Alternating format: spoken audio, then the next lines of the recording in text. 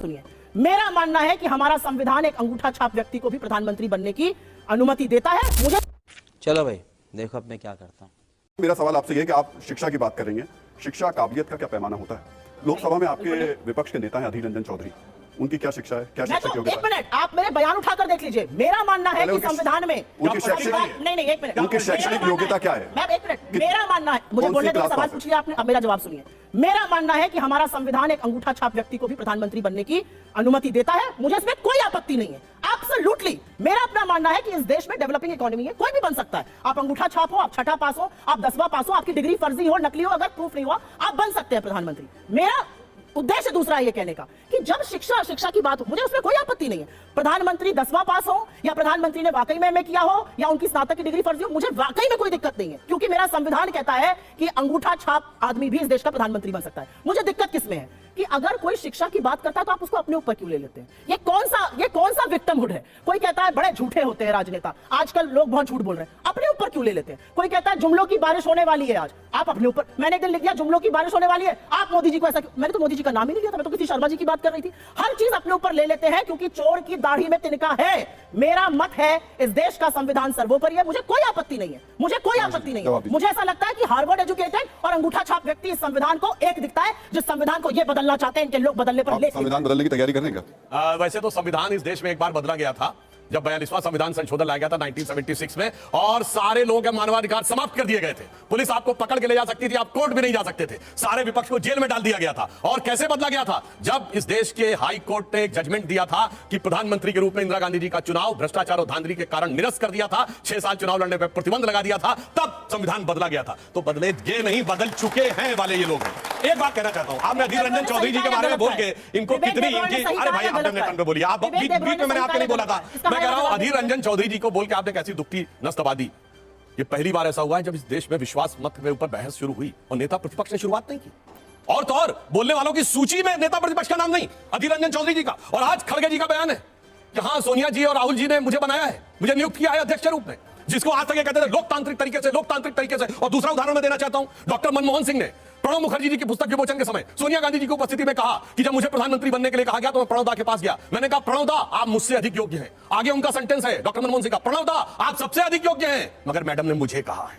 अब आप ये समझ लीजिए कि ये कोई भी व्यक्ति पद के ऊपर आ जाए, प्रधानमंत्री हो, अध्यक्ष हो, नेता प्रतिपक्ष हो, सबके साथ ये कैसा बर्ताव करते हैं और उसके बाद आके ज्ञान देते हैं। हाँ मगर एक बात मानना पड़ेगा, इनका नेता एक मामले में बहुत पढ़ा लिखा है। ये बताइए, विदेश में जाते हैं राहुल गांधी जी, बड़ी बड़ी यूनिवर्सिटीज बुलाती हैं और वहां जाके भाषण देते हैं भारत के लोकतंत्र के खिलाफ। मैं पूछना चाहता हूं, हमारी सरकार छोड़िए, हमारी सरकार में कहेंगे कोई नहीं बुला रहा, 10 साल तक इनकी सरकार रही, भारत की किस यूनिवर्सिटी ने बुलाया था कभी राहुल गांधी जी को भाषण देने के लिए? 2004 से 14 बताइए, किसी ने नहीं बुलाया। ये विदेश में ही जाके क्यों बुलाते हैं? अचानक सारी उनकी विद्वता, पढ़ाई लिखाई विदेश में ही, और उन लोगों के साथी नजर आते हैं जो भारत विरोधी एजेंडा के हिस्से होते हैं। जरा इसको भी पढ़ने की, लिखने की बहुत जरूरत है। लेकिन जो सवाल पूछा था उन्होंने, विवेक डोबराय जो उन्होंने कहा संविधान बनने के बाद, सही कहा या गलत कहा? मैं पूछ रहा हूं विवेक डोबराय ना मुझे इस वक्तव्य की कोई जानकारी है, ना विवेक डोबराय जी भारतीय जनता पार्टी के कोई सदस्य हैं, ना इसके कॉन्टेक्स्ट की जानकारी है। मैंने तो ये उदाहरण दिया, सुनिए, मैंने तो कहा संविधान बदल चुके हैं। मैं बताइए संविधान बदला था या नहीं? बोलिए, मैं बता देता हूं। एक मिनट पहले ये कह दे, संविधान बदला था या नहीं? सारे ह्यूमन राइट समाप्त कर दिए थे नहीं? बोलिए हाँ या ना, बोलिए हाँ या ना। बदल चुके हैं पे बोलिए ना।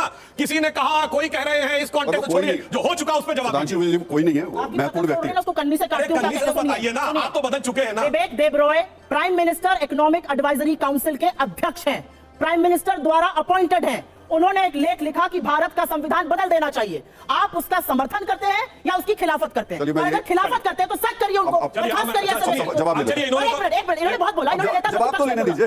जवाब आप ही के सवाल का जवाब, आपके सवाल का जवाब ले लेते हैं। बताइए। अब मैं बताता हूं, इन्होंने तो कहा विवेक डोबराय का, सुनिए, इनके नेता प्रतिपक्ष अधीर रंजन चौधरी ने 370 के ऊपर सदन के पटल पर कहा कि भारत के संविधान के अनुसार भारत सरकार को अधिकार ही नहीं है ये 370 चेंज करने का, चूंकि यूएन का मुद्दा है। बोलिए, आप सहमत है कि नहीं? तो आपके नेता प्रतिपक्ष का बयान है, जवाब दीजिए।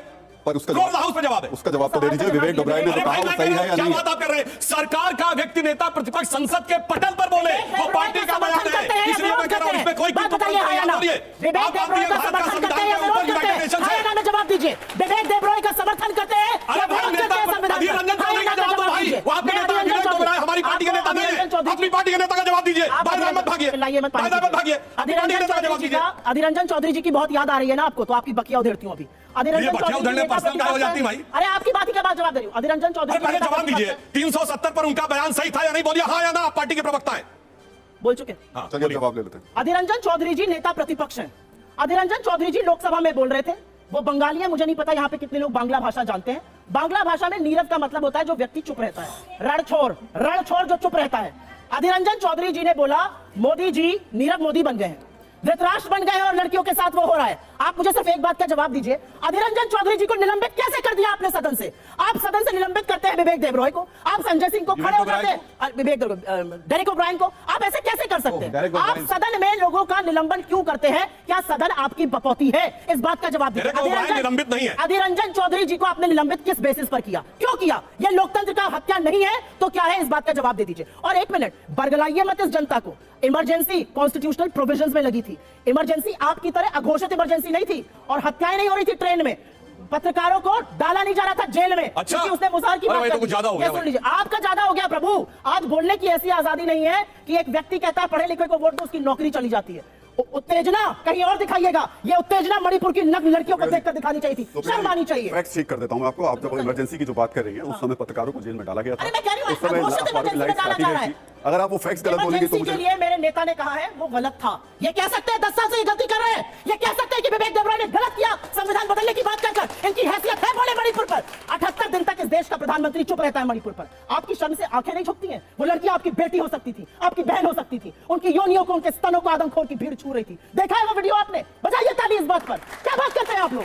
शर्म नहीं आती? आप महिला है, आपको शर्म नहीं आती कि एक और महिला के साथ क्या हुआ? आप ताली ठोकने की काम करते हैं। अब मैं जवाब दूं, अब शर्म आनी चाहिए। इन्होंने कहा था 267 पे, सुनिए, सदन की सारी कार्रवाई रोककर मणिपुर पे चर्चा की जाए। जब सदन की सारी कार्रवाई रोकने की बात थी तो दिल्ली बिल पे क्यों तैयार हो गए?